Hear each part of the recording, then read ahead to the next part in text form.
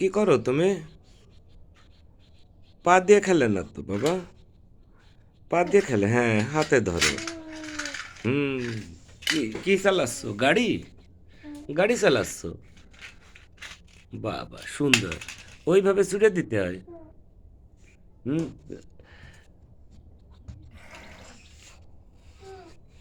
চালাও। দাঁত দেখি বাবা, দাঁত দেখি। দাঁত দেখি। দাঁত। দাঁত দেখি তো।